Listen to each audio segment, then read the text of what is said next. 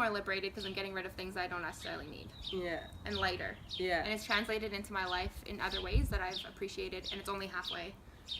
Yeah, and I genuinely feel happier. It's surprising. Like, I honestly didn't think that it would have that much of an impact other than just making my day-to-day easier when I wake up in the morning.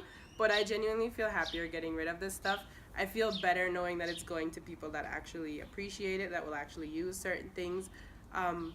And yeah, I just feel like moving forward, it's just freeing. It's like you feel free when you wake up knowing that you don't have to do all these things with all these things. It does become easier as you go along because you're really making those choices a habit. Yeah. If I were moving tomorrow, would I take this with me?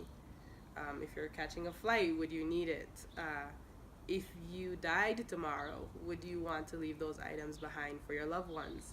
Whether or not it's sentimental things for them to have or clutter that they will have to deal with. So those were questions that I asked myself. Real questions that I got from other minimalists that I've researched is some deep questions like, what is sentimental to you? Because sentimental means different things to different people. And so, you know, a napkin that I took on a flight in Thailand, you know, had some kind of sentimental value to me back in the day. Now I look at it, I'm like, why did I save these things? Why? I think you just need to really be introspective and ask yourself, like, what place does this have in my life?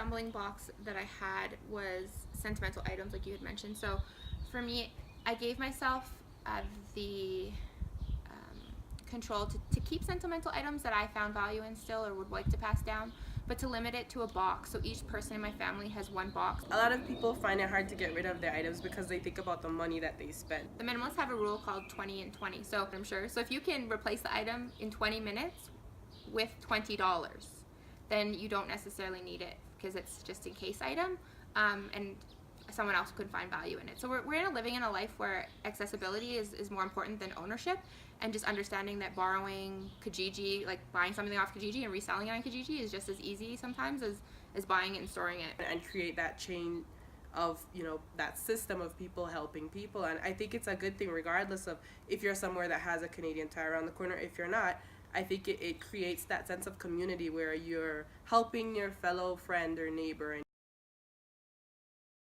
it's not too late, because when I first started, I was only doing baby items, and then I realized, you know what, I should get rid of my stuff too. So when I jumped in on day 7, I think I needed 28 items or something, and I found them easier than I expected.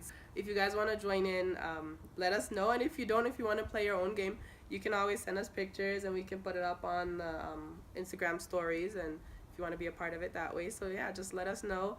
We have a few friends that have joined us on the journey, so yeah, we'll be posting that. Thank you so much, and we'll be posting